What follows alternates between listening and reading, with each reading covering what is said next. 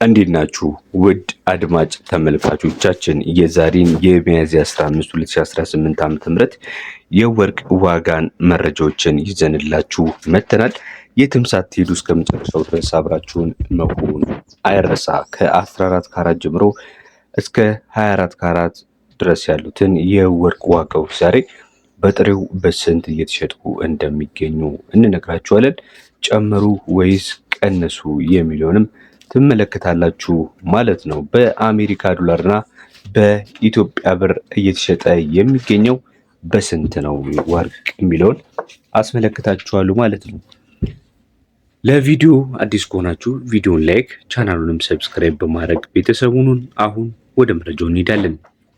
የ14 ካራት የአሜሪካ ዶላር ዋጋው የዛሬው በ89 ከ81 ሲሆን በኢትዮጵያ ብር ደግሞ በ14122 ከ71 በምሽጥ ላይ ነው የሚገኘው። የ15 ካራቱን ስንመለከት ደግሞ 15 ካራቱ በአሜሪካ ዶላር በ96 ከ23 እየተሸጠ ሲገኝ በኢትዮጵያ ብር ደግሞ በ15131 ከ48 እየተሸጠ ይገኛል። ቀጥለን የምንመለከተው የ16 ካራቱን ነው። 16 ካራቱ የአሜሪካ ዶላር ዋጋው በ102 ከ64 ሲሆን በኢትዮጵያ ብር ደግሞ በ16140 ከ24 እየተሸጠ ይገኛል። 17 ካራቱስ ዛሬ ላይ በስንት ነው እየተሸጠ የሚገኘው ካላችሁኝ የ17 ካራቱ ዋጋ መሸጫው ማለት ነው በ109 ከ06 የአሜሪካ ዶላር ወይም ደግሞ በኢትዮጵያ ብር በ17149 ከ00 በመሸጥ ላይ ነው የሚገኘው። እንቀጥላለን ተመልካች አድማጮቻችን፣ እስካሁን የነገርኳችሁ የ14 የ15 የ16 እና የ17 ካራት ወርቅ ዋጋዎችን ነው በጥሬው ማለት ነው።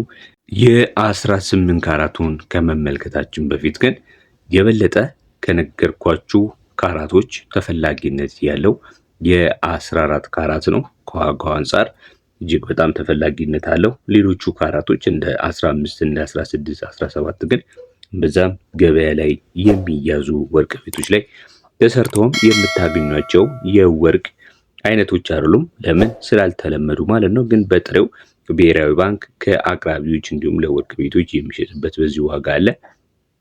ብዙ ጊዜ ግን ወርቅ ቤቶች አይገዙትም ማለት ነው። ይህንን ወርቅ 15 16 17 ማለት ነው። ገበያ ላይም እንደ ልብ የሚገኙ የወርቅ አይነቶች አይደሉም።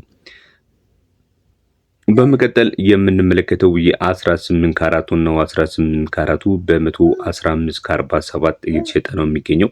በኢትዮጵያ ብር ደግሞ በ18157 ከ77 የኢትዮጵያ ብር ዛሬ ሚያዝያ 15 ዕለተ ሐሙስ 2018 ዓ.ም ላይ በመሸጥ ላይ ይገኛል። ተመልካች አድማጮቻችን ይህ 18 ካራት ወርቅ በአሜሪካ በአውሮፓ እንዲሁም ባደጉ ሀገራቶች ዘንድ በጣም ጠንካራ ስለሆነ ተወዳጅነት አለው። ጠንካራ ብቻ ሲሆን ፈርጦችን የተለያዩ እንደ ሉል እንደከበሩ ድንጋይ ያሉ ፈርጦችን በደንብ አጥብቆ የመያዝ ባህሪ ያለው የወርቅ አይነት ነው። በተጨማሪም ደግሞ ከለሩን ወደ ነጭ እንዲሁም ደግሞ ወደ ሮዝነት መቀየር የሚችል ብቸኛው የካራት አይነት ነው ማለት ነው። ስለዚህ ከለር መቀየር ስታስቡ በማንኛውም ወርቅ መቀየር አትችሉም። ከ18 ካራት ውጪ የራሱን ከለር መቀየር የሚችል የወርቅ አይነት የለም ማለት ነው። ቀጥለን የምንመለከተው የ19 ካራቱን የ20 የ21 የ22 የ23 እያልን እስከ 24 ካራት እንመለከታለን። ታዲያ ቪዲዮን እስካሁን እያያችሁ ሰብስክራይብ ካላደረጋችሁ ቻናላችንን ሰብስክራይብ በማድረግ ተቀላቀሉን ዘንድ በማክበር እንጠይቃለን። ለቻናላችንም አዲስ ከሆናችሁ ቻናሉን ሰብስክራይብ በማድረግ ቤተሰብ ይሁኑን። ቀጥለን የምንመለከተው የ19 ካራቱን ነው። 19 ካራቱ የሀገር ውስጥ የጥራት ደረጃ አለው በ77.08 በመሆን ይታወቃል። በአሜሪካ ዶላር በ121 ከ80 እየተሸጠ ነው የሚገኘው። በኢትዮጵያ ብር ደግሞ በ19166 ከ54 ሆኖ በመሸጥ ላይ ይገኛል። የ20 ካራቱን ስንመለከት 20 ካራቱ በአሜሪካ ዶላር በ128 ከ30 ሲሸጥ በኢትዮጵያ ብር ደግሞ በ20175 ከ30 እየተሸጠ ነው የሚገኘው። እንቀጥላለን። ቀጥለን የምንመለከተው ደግሞ የ21 ካራቱን የጥሬ ወርቅ ዋጋ ነው። የጥሬ ወርቅ ዋጋ 21 ካራት እጅግ በጣም ተፈላጊ ነው። በተለይ ወርቅ ቤቶች በጣም በብዛት ከሚገዙት ወርቆች መካከል በዋነኝነት የሚመደበው ይህ የ21 ካራት ዋጋ ነው። 21 ካራት በአሜሪካ ዶላር በ134 ከ72 ወይም ደግሞ በኢትዮጵያ ብር በ21184 ከ07 እየተሸጠ ይገኛል። 22 ካራቱን ስንመለከት 22 ካራቱ እየተሸጠ የሚገኘው በአሜሪካ ዶላር በ141 ከ14 ሲሆን በኢትዮጵያ ብር ደግሞ በ22192 ከ84 እየተሸጠ ይገኛል ማለት ነው።